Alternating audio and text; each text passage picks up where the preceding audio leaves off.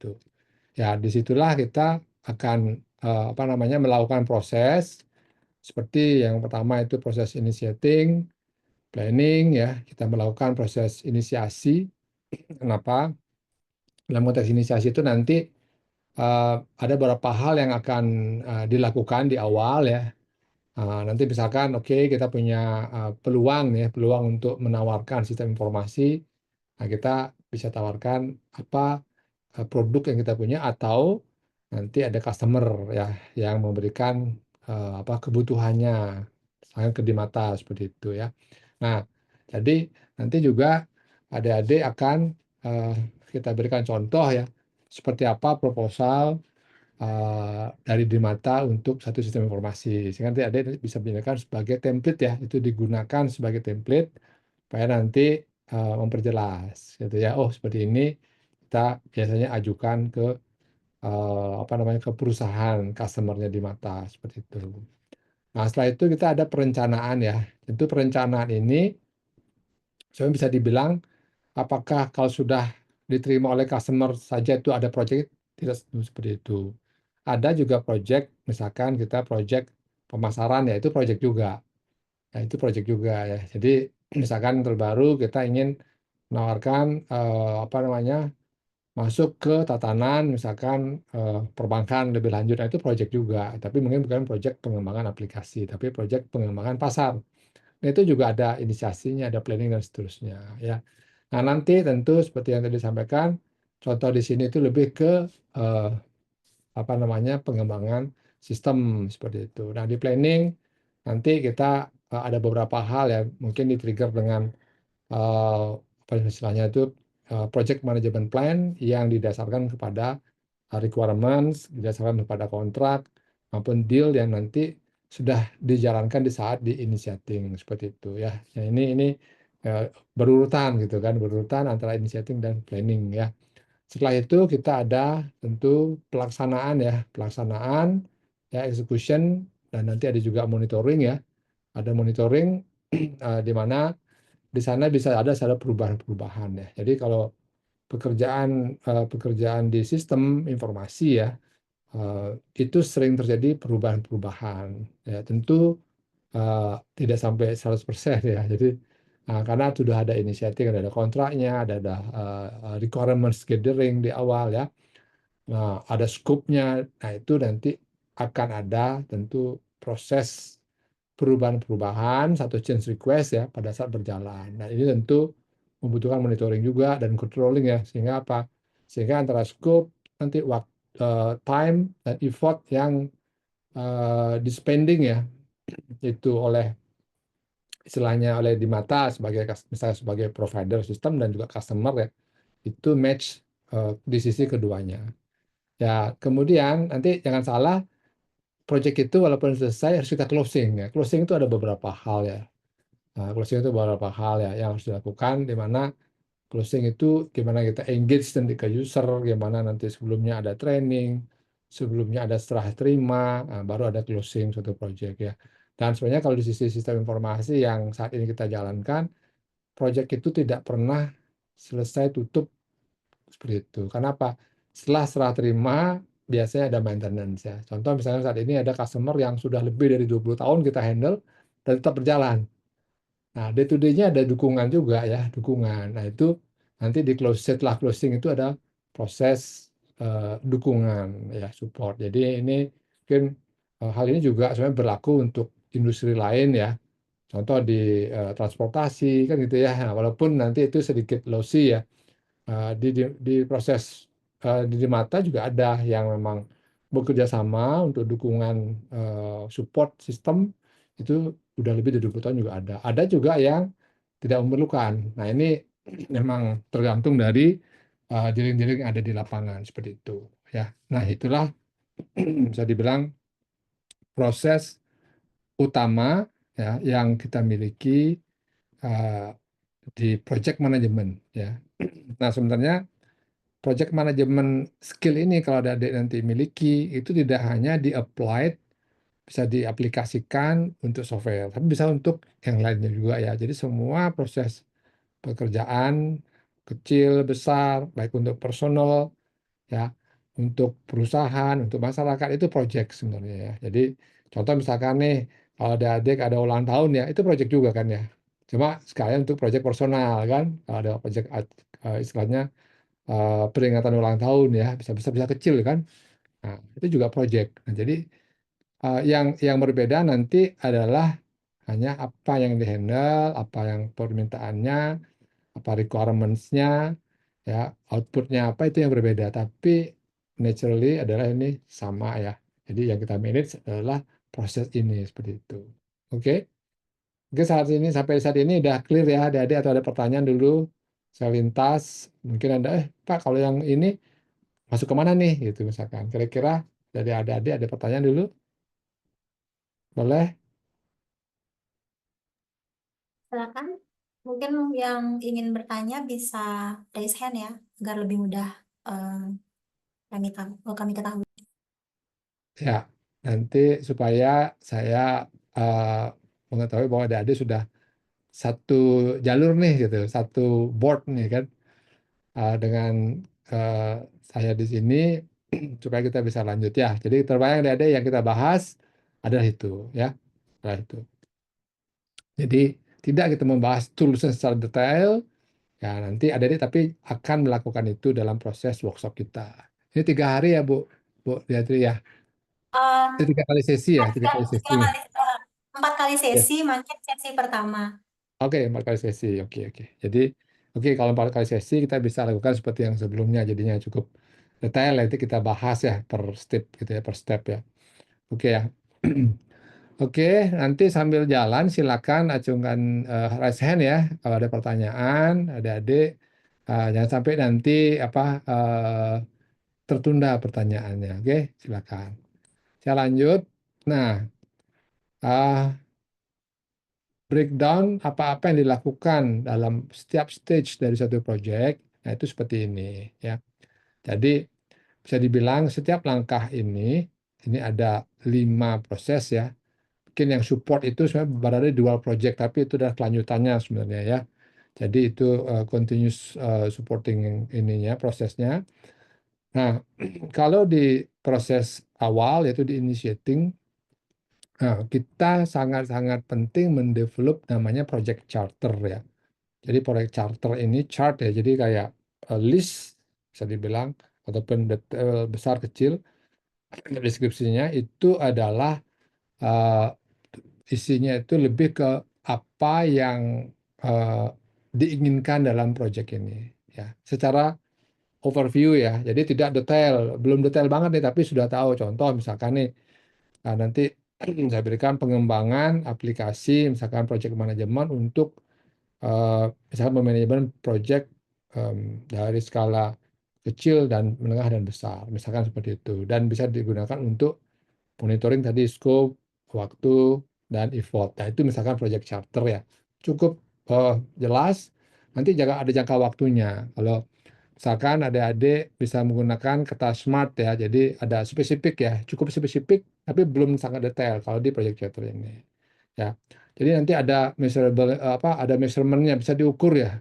Apa misalkan misalkan tadi untuk mendukung project manajemen sehingga eh, apa namanya mencapai ketepatan 98% gitu misalkan ya. Nah, itu misalkan jadi sudah bahwa nanti yang kita kembangkan misalnya sistem informasi tadi bisa memenuhi itu ya, seperti itu. Nah, nanti ada juga di sini ya. Jadi ada di bawah ini ada identify stakeholders ya. Stakeholders itu siapa? Bukan customer saja ya. Nah, nanti eh, ada di mata misalkan ya sebagai pengembang aplikasi ini atau nanti ada perusahaannya dari adik-adik ini gitu ya. Eh, itu stakeholdernya siapa saja dalam pengembangan sistem itu ya.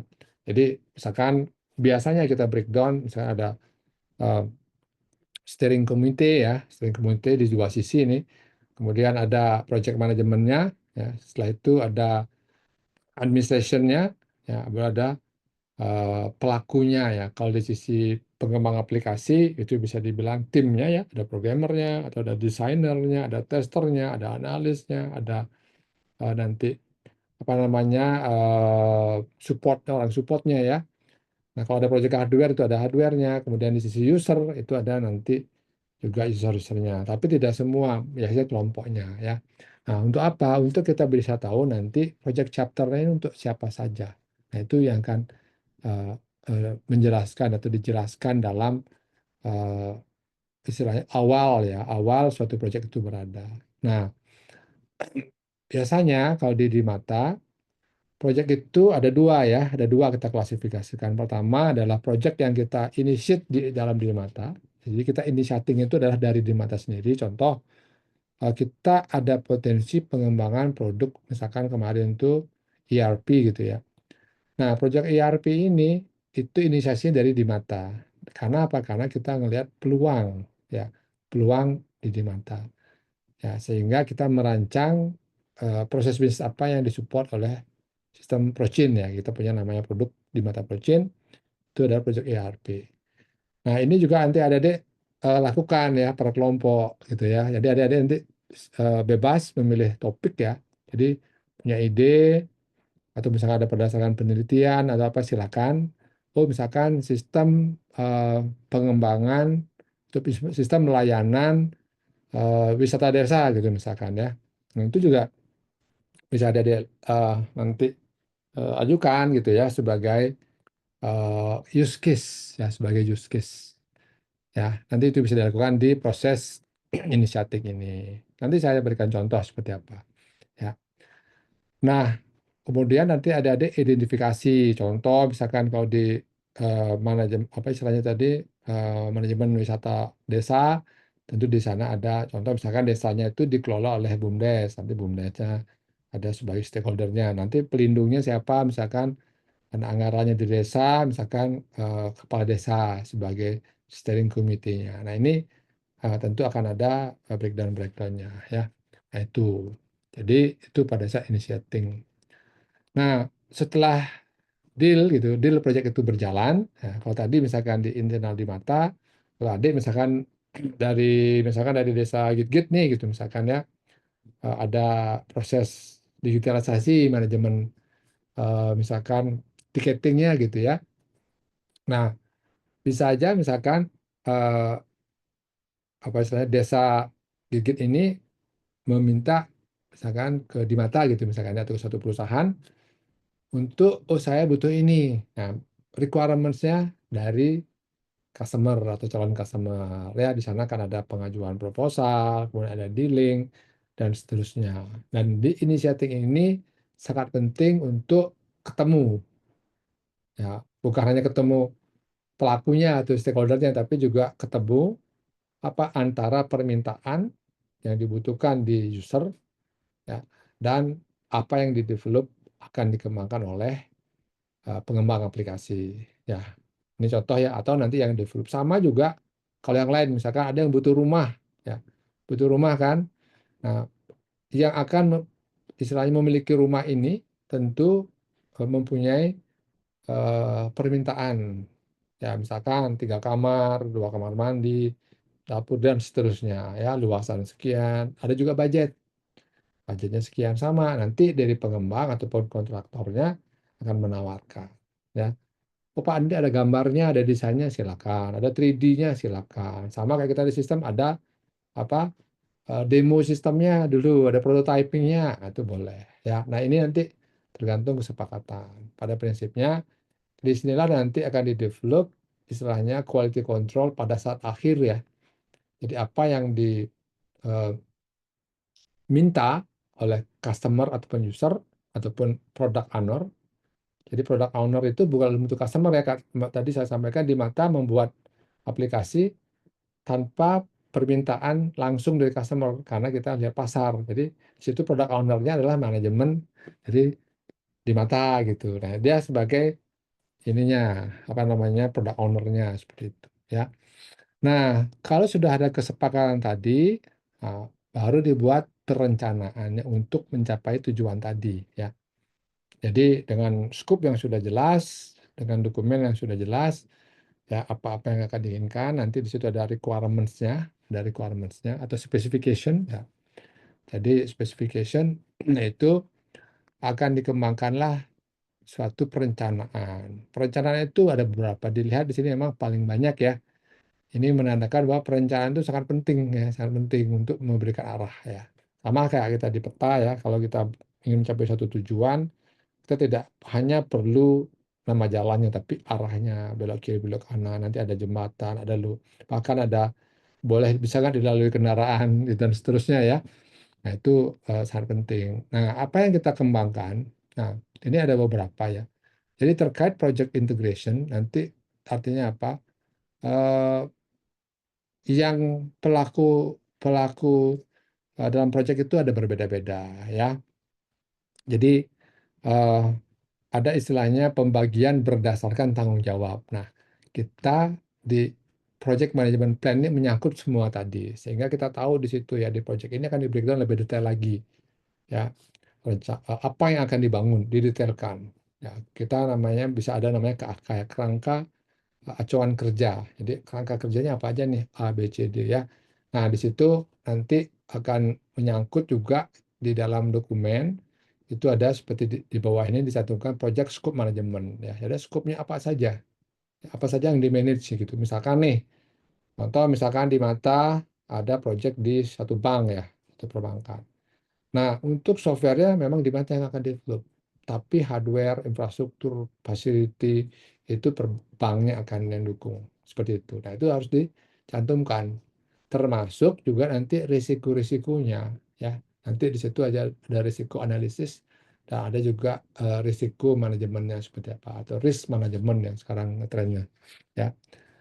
Nah, kemudian tentu ada requirement. Nah, walaupun sebenarnya sudah ada di sini ya di requirement. Jadi sebenarnya untuk scope itu di inisiasi boleh juga masuk tapi dalam bentuk product chapter. Jadi kalau di mata sekarang kalau dari customer luar ya itu kita collect requirement-nya di awal. Di awal. Memang nanti itu ada pekerjaan yang bisa dibilang sebagai effort ya, biaya awal yang misalkan nih kalau customer-nya belum tentu deal, tentu ada biaya di sana keluar. Nah, ini adalah memang risiko di bisnis ya, itu ada biaya yang keluar seperti itu. Nah, kemudian di dalam setiap requirement itu ada scope-nya itu. Contoh ya, kita mengembangkan sistem manajemen pariwisata, daerah wisata di Idgit tadi ya.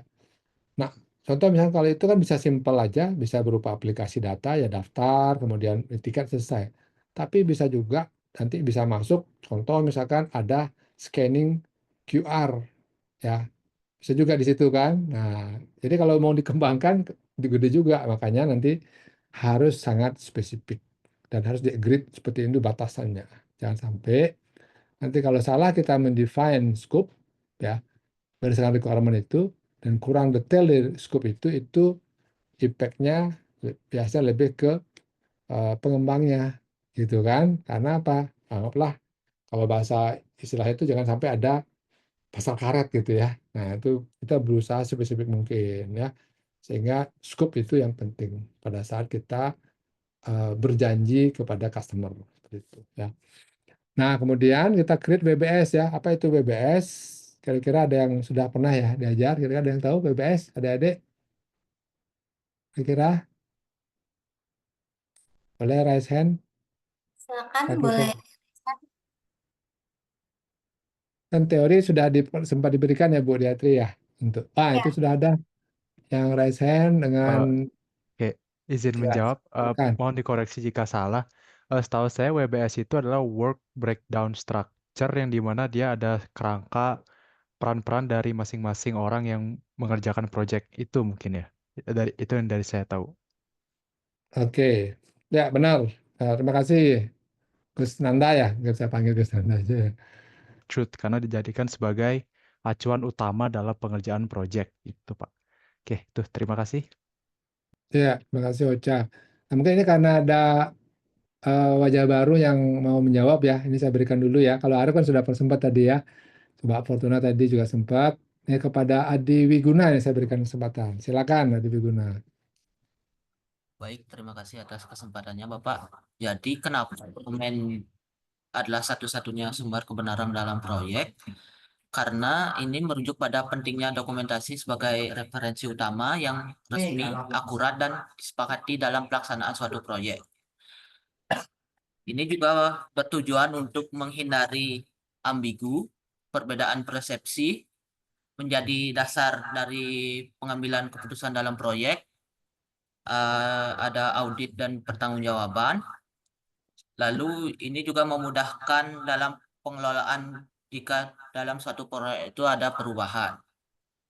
Mungkin sekian dari saya, terima kasih. Oke, terima kasih ya Di Wiguna. Mungkin Fortuna sama Arif ada mau tambahkan? Silakan.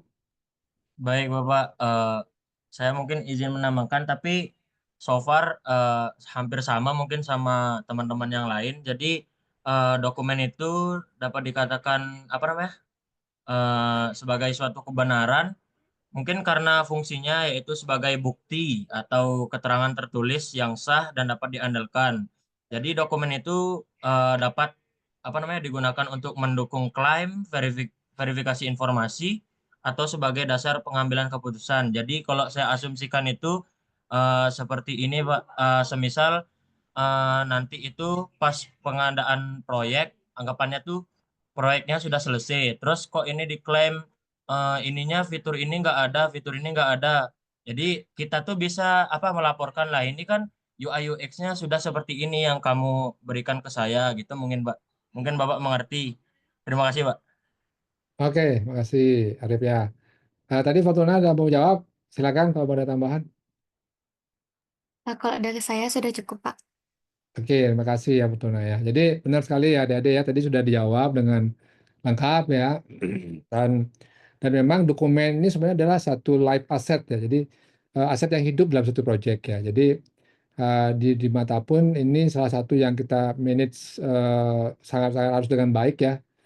Dan itu akan menjadi referensi juga di PMO. Jadi sampai tempat menyimpan pun itu kita mintakan ya ke tim PMO itu untuk memberikan linknya ya sehingga nanti cepat ya kita melakukan proses perubahan. Karena apa? Tadi sudah disampaikan juga oleh adik-adik bahwa pada saat dokumen itu memang sudah disepakati berarti harus ada istilahnya pernyataan persetujuan baik tanda tangan baik di print maupun tidak di print ya tergantung yang sekarang banyak digital assignment itu bahwa ini sudah ada kesepakatan seperti itu.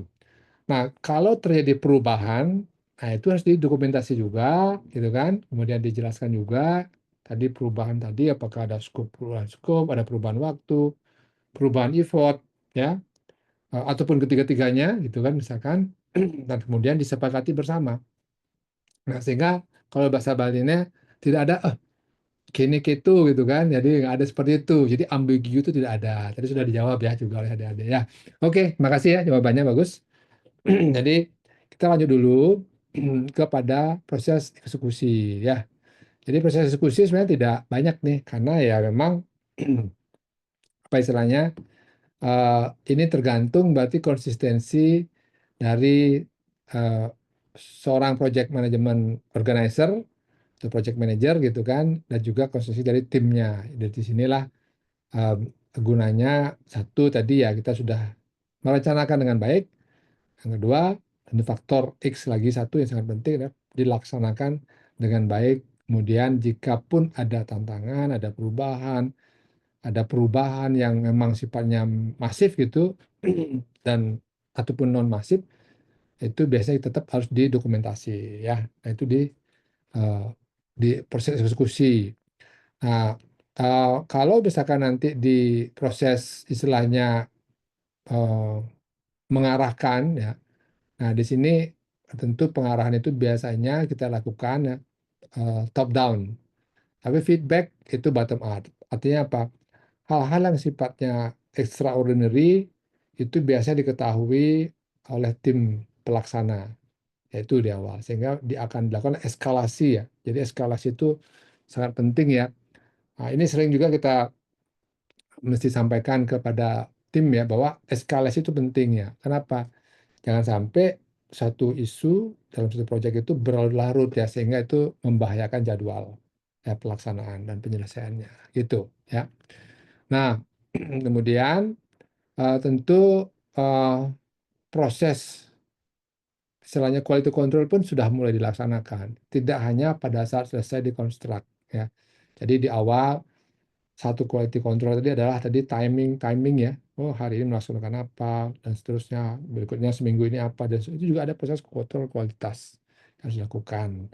Dan tentu di masing-masing bagian nih, misalkan kita perlu orang, berarti harus kita acquire project teamnya. Ya, kalau kita ada orang yang perlu disiapkan ya sebelum project itu berjalan ya. Jadi misalkan ini project yang cukup besar, kita butuh tim ahli di sisi istilahnya cyber security ini gitu. Sekarang kalau belum punya, kita perlu meng-hire atau mendevelop dari tim yang ada ya. Kemudian kita perlu manage timnya. Sehingga pada saat waktu yang dibutuhkan ya tadi skill set dari tim kita itu sudah siap seperti itu ya. Kemudian dalam pelaksanaan tentu tadi komunikasi yang sudah kita define, misalnya setiap minggu laporan, setiap bulan review bertemu langsung gitu kan. Nah, itu perlu juga di manage dengan baik ya. Kemudian kalau ada hal yang sifatnya harus dikomunikasikan ke cross part of the teams, itu dilakukan juga ya. Nah, ini conduct procurement ini dijadwalkan. Misalkan, oh kita butuh, misalkan kemarin itu contoh, misalkan kita perlu kita mendesain sistem monitoring, ya misalnya monitoring kondisi banjir berbasis solar panel gitu, berbasis solar, ya kita perlu kapan kita butuh itu dan seterusnya itu harus dijadwalkan. Bahkan pembelian barang-barang yang memerlukan waktu pengiriman, pengirimannya seminggu 2 minggu, nah itu perlu perencanaan. Ya, disitulah procurement-nya harus dijalankan seperti itu. Nah, kemudian tentu tadi sudah disampaikan gimana akan memanage stakeholder. Nah, sekarang dilaksanakan. Nah, itu ya. Jadi proses eksekusi itu secara waktu tentu akan lebih lama dari proses planning ya. Tentu. Tapi planning itu salah satu yang akan paling banyak kita harus keluarkan effort ya. Karena semua part of the team akan ikut dalam proses perencanaan gitu ya. Oke, mungkin ada hal yang ingin ditanyakan di executing. Silakan adik-adik. Oke, Arif ada pertanyaan, silakan. Oke, terima kasih Bapak. Mungkin saya bertanya, tadi terlintas sih sedikit di pikiran saya. Jadi, kalau semisal kan kita kan sudah ada perjanjian dengan klien kita, atau maksudnya ya anggapannya kita mau buat aplikasi lah kasarannya. Nah, terus ntar kan kita udah apa tim-tim ini kan sudah bekerja, terus mulai dari programmernya udah mulai buat sesuai dengan UI UX-nya kan seperti itu Bapak. Terus kemudian tiba-tiba di tengah-tengah apa namanya perjalanan itu tiba-tiba nih si klien ini dia berpikiran kayaknya saya perlu mengintegrasikan dengan bank gitu-gitu atau ya perubahan yang lain lah, perubahan-perubahan mendadak itu. Nah, kalau semisal seperti itu, bagaimana Pak tanggapannya ya khususnya di bagian project management ini? Apakah kita ngulang lagi dari bagian initiating? Soalnya kan anggapan kalau semisal kita perlu apa namanya konfigurasi dengan bank, jadi kita perlu dong kayak apa namanya perjanjian sama bank-bank atau stakeholder yang kita tuju gitu Pak. Atau bagaimana Pak? Terima kasih. Oke, terima kasih Arif ya, pertanyaannya bagus ya. Uh, jadi kalau di pengembangan sistem informasi yang cukup besar, di mana waktunya itu kan cukup panjang ya.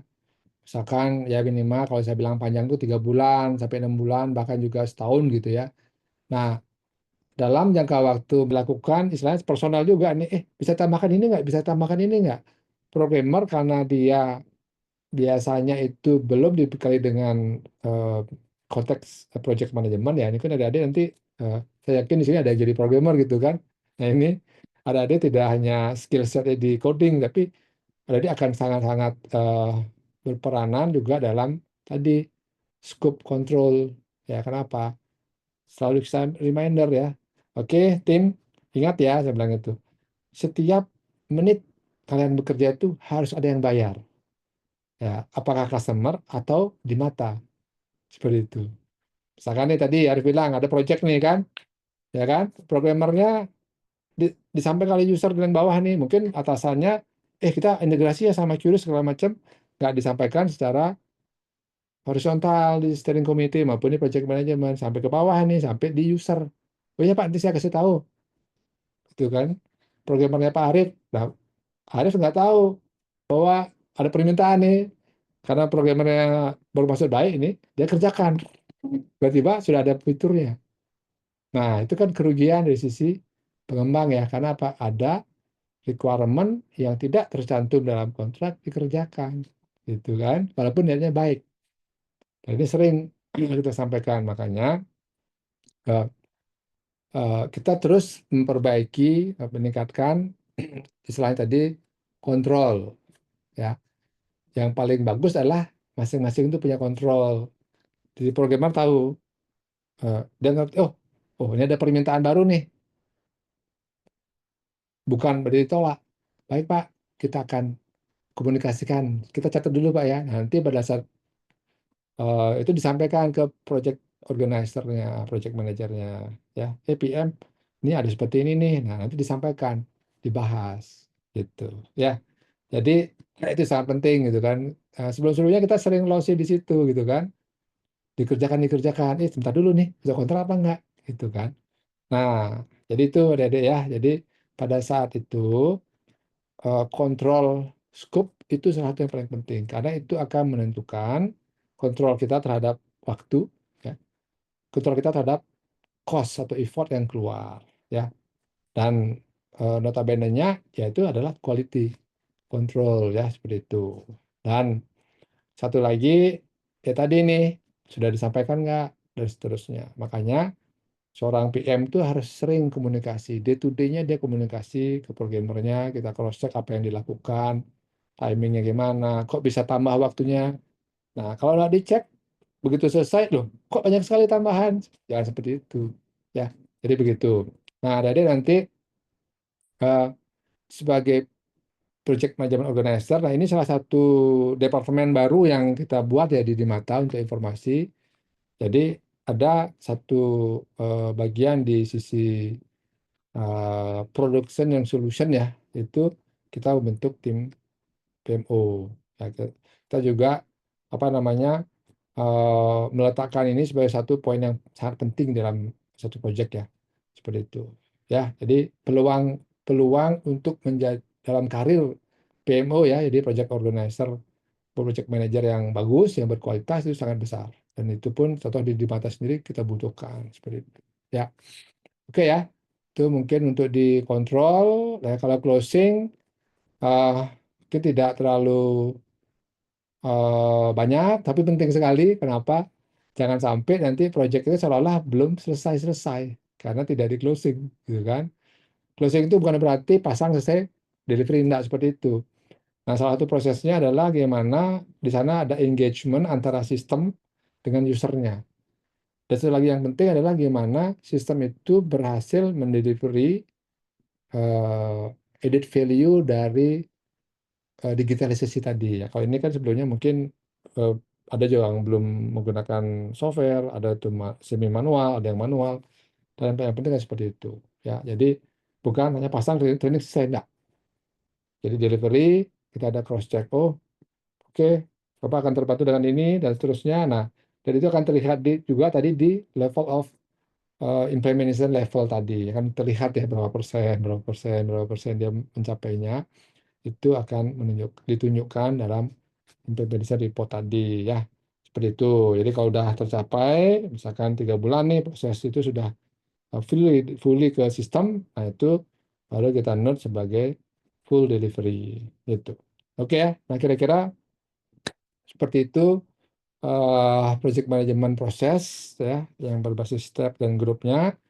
Apakah ada pertanyaan ya dari adik-adik sebelum kita melangkah ke selanjutnya? Silakan.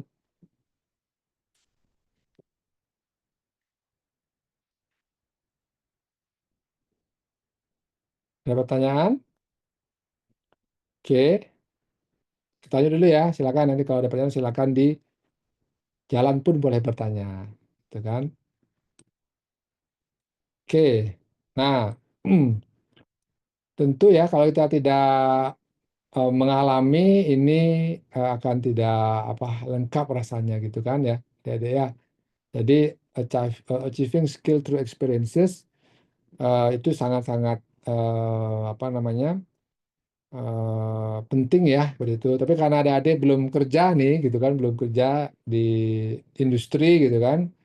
eh, nah, jadi kita akan berikan suatu use case yang nanti bisa dikerjakan berkelompok ya seperti itu. Nah, contoh use case ini ya untuk pembuatan sistem informasi untuk project manajemen. Nah, ini salah satu juga project internal yang kita sedang jalankan ya. Kita punya project log system, punya yang sudah kita buat udah lama banget ya. Nah, tapi dalam modernisasi sistem manajemen di Mata dan juga ini salah satu produk yang akan kita launching ya, itu kita membuat sistem informasi manajemen. Ya, ini gambarnya kira-kira seperti ini ya. Jadi apa yang di manage tadi mungkin sudah saya sampaikan, ya, anggaplah ini requirement-nya ya, dari PM Book itu, kita bisa membuat requirement seperti ini ya. Oke, jadi bisa manage multiple project, bisa membreakdown ya, dan seterusnya. Ini seperti istilahnya memenuhi requirement yang ada di PM Book seperti itu. Ya, apakah nanti dokumennya diupload, apakah nanti bisa di-view, ataupun nanti kalau ada penerapan AI misalkan gitu ya, bisa jadi ya. Jadi zaman sekarang pengembangan sistem informasi tidak hanya berupa data input sebagai administratif saja, ya, tapi bisa juga akan bisa diterapkan ya berbagai macam pusat analisa gitu kan, juga bisa kita minta bantuan ke AI sekarang, gitu ya. Nah, jadi nanti, sorry, salah satu faktor yang owner misalkan dari project itu ya, project owner itu eh, biasanya yang akan menggunakan atau nanti didelegasikan ke stakeholder di suatu perusahaan pengembang ya oleh customer gitu ya. Nah, dia bisa manage project periodically. Berarti ini salah satu dari implementasi dari apa? Communication management. Tuh, misalkan ya. Kemudian ini ada kelulusan juga bahwa bisa manage dimanapun dan kapanpun ya dengan teknologi internet lah. Masih sekarang udah. Kalau dulu harus ke kantor atau harus kopi di rumah ya kita bisa manage gitu kan. Jangan salah ada ya. Biasanya kalau di perusahaan-perusahaan itu kan ada cuti gitu ya. Dan sering ini eh, bisa dibilang belum dimasukkan ke jadwal ya, cuti libur itu kan hari raya ataupun cuti-cuti pribadi yang dilakukan ya. Nah, ini eh, kalau bisa setiap saat, setiap waktu, biasanya ada integrasi antara sistem HR dengan PMO ya, seperti itu. Kemudian contoh ada KPI ya, jadi Key Performance Indicator dari semua stakeholder ya, itu bisa dicek juga ya. Contoh seorang project manager juga KPI-nya apa? Oh, dia salah satunya misalnya melakukan komunikasi secara periodik sesuai dengan yang disyaratkan dalam project plan misalkan gitu. Jadi itu parameter dari KPI ya. Nah, kalau terintegrasi semua, dia ngirim email lewat sini juga, itu bisa didetek, oh sudah kirim email apa enggak, atau di remind. Itu juga bisa dilakukan. Nah, ini contoh use case. Nah, nanti ada adik ya, eh, apa namanya, membuat ya use case dari sistem informasi yang ada imajinasi sendiri lah, itu diperlompok ya, itu dibuatkan use case ini gitu. Oke, ini masih high level use case lah ya, jadi nanti bisa di breakdown lagi tuh per masing-masing itu begitu ya. Kira-kira sudah jelas use case yang harus di develop.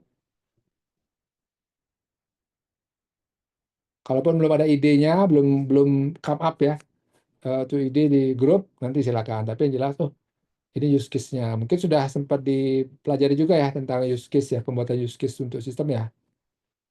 Ya Bu Diadri ya. Udah dapat ya ada adanya. Kalau di manajemen proyek mungkin tidak spesifik ke use case. Biasanya use case itu masuk ke bagian UML di analisis desain dan perangkat lunak kalau saya tidak salah, Pak Ketut. Ya, ya. Itu sudah pelajarannya sudah Bu? Belum atau belum ya? Eh, Masuk. ADPL sebentar coba saya perhatikan dulu karena saya tidak hafal ininya. Mungkin ADPL kan sudah dapat, mungkin salah satu bisa Ya, menginformasikan. Sudah, Bu. sudah. Sudah. Oke, sip ya.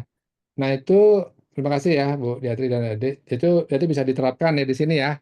Seperti itu. Jadi kita biasanya top down ya. Nanti bisa disiapkan aktornya dulu, use case-nya. Jadi mungkin eh, tidak perlu terlalu detail banget lah gitu, ataupun terlalu banyak ya. Cukup beberapa yang adik-adik kita cukup kita bahas lah seperti itu ya. Jadi concern kita kan di quality yang kita bahas ya, bukan quantity ya. Jadi ya silakan nanti ditentukan ya. Seperti itu. Nah, eh ini contoh ya, jadi contoh yang kita akan lakukan di apa namanya software Bittrex ya 24 di sini. Ada dia bisa pakai Bittrex, bisa pakai ClickUp ya atau Asana misalnya banyak ya. Em, itu bisa digunakan. Walaupun Excel pun sebenarnya bisa gitu kan, tapi saya sarankan ada menggunakan salah satu supaya sempat ini gitu kan menggunakan PMO ya sistem. Nah ini contoh nih. Jadi sampel project management seperti ini gitu. Jadi ini bisa dimasukkan nanti ke requirement ya. Jadi kita nanti tugas ada di sisi initiating dulu yang pertama ini. Ya di initiating ya. Jadi scope-nya apa? Nah itu di breakdown di use case. Kemudian kalau bisa misalkan ditampilkan awal saja nih ya. Kita kan bukan fokusnya ke desainnya gitu kan. Tapi paling enggak kita mau bikin scopingnya seperti apa ada di sini ya seperti itu. Bisa pakai Bittrex, saya contoh nih nanti di manajemennya. Kalau ini kan contoh dari PMO-nya gitu. Ya, ini contohnya kita breakdown. Nah, ini kita misalkan membuat aplikasi kita namakan Procin untuk BPD ya. Nah, ini ada eh, stage-nya lah gitu kan. Nah, contohnya ini kan, ini contoh dari apa yang akan kita kerjakan. Mungkin kalau tadi yang manajemen apa namanya tuh daerah wisata, ya beda lagi contohnya ya, silakan. Nah, WBS kita inginkan seperti ini. Ini contoh aja ya. Jadi nanti kalau pelajarannya WBS ada lagi tuh di belakang ya kita lakukan. Nah, dalam proses inisiasi nanti pembentukan di inisiasi ya di project chapter. Sebenarnya kalau project chapter sendiri itu biasanya singkat ya. Tapi dalam proses inisiasi tadi saya sampaikan kita harus ada agreement nih nanti at the end ya antara customer atau users dengan pengembangnya. Nah, apa yang akan dilakukan? Nah, kita inginkan cerita ya, cerita dari product owner ataupun product usernya nanti. Oh, Pak, saya nanti membuat misalkan nih Ocha membuat sistem apa namanya manajemen tiket gitu ya, atau manajemen kawasan wisata di Gigit gitu misalkan ya, sebagai use case-nya diceritakan apa yang dibutuhkan gitu kan. Mungkin bear in mind kadang kita berpikir terlalu luas padahal user nggak butuh itu boleh nanti dicatat sebagai pengembangan sistem ya. Jadi kita biasanya pisahkan antara yang dibutuhkan sama potensi pengembangannya. Nah itu bisa kita punya ini internally, yang ini memang sudah dibutuhkan. Nah itu story-nya ya. Kemudian sehingga kita kelompokkan itu antara current dan future business dan teknologi yang mungkin. Jadi dalam industri kita tidak biasanya tuh kan ada waktunya, ada scope-nya waktu dan effortnya berapa budget juga yang akan mau di spending ya oleh suatu calon customer untuk customer. Nah, itu kita sebutkan di situ. Nah, apa nanti keluaran dari ini? Itu ada project requirements. Ya, salah satu jalan use case tadi. Ya, tuh kemudian nanti ada proposal dan spesifikasi. Biasanya global dulu. Nanti kalau sudah ada oke, kita lanjut, nah baru didetailkan. Ya, kenapa adik-adik? Karena kalau terlalu detail biaya marketingnya terlalu tinggi nanti. Ya kalau jadi gitu kan. Jadi ngerjakan marketingnya 1 bulan udah jadi sampai desain gitu kan. Nah, wah ternyata nggak jadi nih gitu kan. Nah itu cost terlalu tinggi. Biasanya kita harus create yang cukup high level ya, high level. Jadi kita bikin proposal. Gitu. Nanti dari situ kalau ada kesepakatan baru ada kontrak dan agreement ya. Gitu adik-adik. Nah, eh, tentu tadi ada perencanaan sebelum dilakukan ya. Itu contohnya ini artifaknya. Nanti di project requirement ini harus adik cantumkan ya.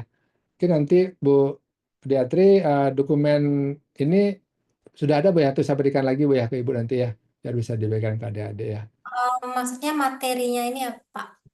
Mm-mm. Oh, dokumen contoh ini. Kalau nggak salah template-nya masih ada yang kalau versi sebelumnya. Itu kelasnya Bapak yang sebelumnya. Oke. Ya, mungkin tadi saya ada update tanggal aja sih biar sesuai dengan Oh, bulan. oke. Boleh nanti saya kirim lagi ya. Ya, Ya. dikirim. Oke, nah di sini nanti yang tolong dicantumkan di adik-adik ya, ada beberapa business requirement yang ingin eh, yang dibutuhkan, kemudian ada sistem requirement-nya. Ya, jadi business requirement itu eh, mungkin lebih ke functional ya, functional sistemnya seperti apa yang diprosesnya. Nanti juga ada sistem requirement-nya ya. em, Termasuk juga nanti di sini non functional ya, non functional dan requirement seperti infrastruktur. Oh, ini nanti berbasis cloud, membutuhkan apa dan seterusnya ya. Jadi bayangkan adik-adik mau ngedilkan nih gitu ya, seperti itu. Bisa juga misalkan nanti dalam manajemen eh, apa nih gym gitu misalkan ya. Nah, itu bisa juga. Nah, saya dicantumkan nanti kebutuhan peralatannya apa. Kalau ada integrasi nih ya, antara pemantauan gitu kan, sistem, nah, itu bisa jadi ya kebutuhan, kemudian juga kebutuhan orangnya. Sering kita juga pernah ngalami ya, Dek, ya, project itu di cutting down bukan karena efeknya, tapi apa? Karena bayangan si user itu atau ownernya, kalau kita pakai sistem informasi orangnya lebih sedikit, gitu. Itu adanya nih gitu kan. Nah, eh, notabene-nya memang akan lebih sedikit waktu yang dibutuhkan, tapi dia akan butuh orang-orang operator. Nah, ini yang sering kadang nggak siap ya. Tapi itu mungkin dari proyek kami ada dua proyek ya, ada berapa mungkin puluh ya, eh, ratusan proyek yang kita tanganin itu ada dua pernah seperti itu. Sehingga apa? Scope kita take down jadinya karena orangnya nggak siap seperti itu ya. Tuh. Kemudian nih tadi saya sudah sampaikan ya nanti apa-apa regulasi yang dipenuhi ya. Gitu misalkan tadi ada green policy gitu misalkan ya. Green policy apa? Tidak boleh print out, ngeprint apa kita mengutamakan paperless gitu misalkan ya. Itu salah satu misalkan ya di sistemnya ya kan. Berarti ya nanti Pak nanti invoice-nya dikirim lewat WA-nya gitu misalkan ya. Itu misalkan kan. Nah itu bisa jadi ya ada aturan yang disebutkan ya. Ini istilahnya project requirement-nya yang adik-adik mesti buat. Nah, kemudian itu dicantumkan dalam eh, proposal ya. Jadi proposal yang dimana di sana rangkuman yang tadi ya nanti secara teknis ada project objektifnya, functional requirement yang apa saja, sistem modulnya apa saja. Ini sudah lebih jelas ya. Kalau tadi kan lebih ke high eh, istilahnya summary-nya lah gitu kan. Nah, sekarang sudah jelas apa-apa yang mesti dilakukan. Dan tentu yang paling penting salah satunya ya bukan yang paling penting, salah satu yang penting ya itu investment dan cost structure. Ini sering adik-adik ya pengalamannya gini nih kalau orang biasanya kita bikin proposal pasti angkanya terakhir biasanya kan ya. Nah sering kalau kita lihat ajukan tuh terakhir harganya gitu kan baru ke depan gitu kan. Nah itu sering sekali seperti itu. Makanya kami biasanya tidak memberikan harga di awal. Ini tips saja gitu kan. Kita tahu skopnya, kita presentasi dulu. Ini skopnya baru terbayang nih ya. Oh Bapak Ibu akan memiliki ini, udah kebayang gitu kan, baru harganya. Ya, tapi kadang-kadang di-challenge juga, kira-kira berapa harga gitu kan. Pada saat pertemuan pertama, berarti tidak kita berikan. Ya, tergantung nanti seperti apa requirement-nya ya. Betul. Oke ya. Nah, kemudian nanti di sini objektifnya apa? Nah, ini memberikan eh, penawaran tentang scope yang akan kita setujui gitu kan. Nah, kemudian nanti istilahnya ada baseline artifact ya. Jadi baseline itu adalah yang pertama. Nah, nanti dalam project manajemen ada juga managing baseline sebenarnya. Jadi kalau ada perubahan yang cukup ekstrim, kita biasanya kita reset apa istilahnya itu update baseline-nya. Ini kesepakatan lagi ya. Kayak tadi ada kesepakatan tambahan fitur modul yang nambah 1 bulan. Nah, baseline-nya kita rubah dulu. Ya. Gitu. Jadi ada history yang kita manage biasanya. Beberapa software apa istilahnya di project PMO itu menyediakan yang namanya manajemen baseline ya situ ada itu ya. yang saya tahu misalnya project Microsoft itu siapin ya baseline. Ya, ada beberapa lagi.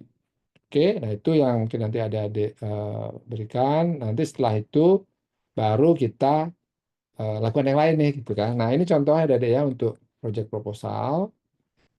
Ya, nah ini contoh saya berikan kita mengenai Raditya. Mungkin ada yang tahu ya di Raditya ini distributor ya kita yang kita handle di Singapura juga ada. Apa modul-modul saya kita berikan modul di retail, distribusi, kredit konsumtif, manajemen personal dan keuangan. Nah, ini sistem yang kita berikan. Jadi biasanya owner itu pasti dia high level ya. Kenapa? Dia tentukannya polisinya secara struktur itu kan piramida ya biasa gitu kan. Tapi detail akan seperti ini, tapi tanggung jawab seperti ini gitu kan. Yang paling atas tanggung jawab yang besar gitu kan. Istilahnya visi-visinya disampaikan di situ. Makanya pada saat biasa ketemu pertama kali, kita ketemu owner dulu. Apa visinya? Itu kita tangkap dulu. Kita tangkap, belum bicara lebih detail, kita terima dulu gitu kan. Terima dulu, lebih ke mendengar biasanya kita di awal ya. Nah, pertemuan berikutnya baru kita memberikan saran, memberikan presentasi proposal ini. Ini contohnya ya. Kemudian, nah ini cara menggambarkan bebas aja deh. Kalau sekarang kan pakai Canva, itu lebih indah ya. Nah ini contoh sistem yang kita develop mungkin sebelum masa COVID ya. Gitu ya, ini kita pakai ini gitu kan. Kalau sekarang kan lebih indah dan lebih bagus pakai Canva juga ya. Tuh. Nah ini contohnya modulnya seperti ini yang kita akan kembangkan ya. Ada agentnya segala macam. Prinsipnya dengan gambar, dengan kata-kata simple. Nah, kita berusaha memberikan gambaran seperti apa sistemnya. Ya. Jadi kalau ada lihat di kendaraan, ada misalkan kita apalah brosur kendaraan nggak ada tuh detail eh, cara kerja misalkan ABS nggak ada, tapi pasti ABS-nya digambarkan itu, kemudian cara kerjanya singkat sekali, yang dijelaskan efeknya seperti itu ya. Tuh. Nah, nanti baru kita ke WBS ya, seperti itu. Nah, adik-adik, ini mungkin contoh singkat dulu yang nanti tugasnya adik-adik dalam konteks itu. Oke, saya berikan sedikit tambahan ya, overview-nya dulu di materi khusus proposalnya ya sebentar. Saya izin stop dulu ini. Saya share proposalnya seperti apa yang lengkap. Ya, nah ini ya, ini ya. Nah, karena apa? Saya ingin berbagi ini jangan sampai nanti kita industri kita itu kurang siap ya untuk bersaing. Nah, salah satunya di pemberian proposal ya. Jadi kita lakukan seperti tadi, ini globalnya. Nah, kita berikan juga why gitu kan, kenapa harus blockchain, kenapa nanti misalkan Ocasoft gitu kan. Nah, solusi untuk wisata gitu misalkan contoh kan. Tuh misalkan ya. Nah, itu bisa seperti itu. Kemudian kita berikan gambaran ya untuk istilahnya melihat ke masa depan gitu ya. Gitu ya. Nah, ini modul-modulnya ada dashboard segala macam. Kemudian gambaran seperti apa nanti interaksi ya antara user dan sistemnya. Kemudian staging of it ini kita sampai 18 bulan loh perencanaannya ya gitu kan. Tapi mereka sudah akan bisa menikmati dalam waktu 6 bulan. Ya, karena apa ini cukup besar proyeknya kemarin ya, cukup besar. Bukan kemarin sih, sudah selesai di pas COVID tuh kita pasang 2019 sudah mulai gitu kan. Itu dan sampai sekarang tetap berkembang ya. Kemudian kita berikan, 6 bulan ini Pak, ini timeline tapi global ya, 6 bulan seperti ini. Nanti di BBS baru kita berikan detailnya ya, gitu. Nah ini nanti juga ada modul SDM, apa gunanya, ini terintegrasi ya, ini ERP yang kita punya. Memang Procin yang kita punya ini bisa applicable untuk berbagai macam sistem distribusi, bisnis distribusi, retail, untuk manajemen di inventory di hotel, restoran, spa bahkan nggak bisa, dan sampai kita pernah juga untuk petelur ayam. Wah, itu ya, dan ini terintegrasi dari front sampai back end ya, ada tabang contoh ya, payroll pengembangan. Nah Juga ada yang mungkin saya kemarin agak potong sedikit di akuntansi juga kita terintegrasi ya. Nah ini adik-adik ya, nanti kita berikan gambarannya seperti ini ya. Nah ini kalau nanti adik-adik biar dapat nih clue-nya proposal seperti apa gitu, nah tolong dilengkapi. Nanti saya berikan ini ya Bu Diatri ya, nanti bisa disuruhkan ke adik-adik sehingga minggu depan ya gitu ya bisa adik-adik mulai presentasi gitu kan. Oh seperti ini dirasakan lah. Tolong nanti buatkan sereal mungkin ya supaya dirasakan lah gitu kan ya. Bila perlu nanti ini bisa pengembangan gitu kan.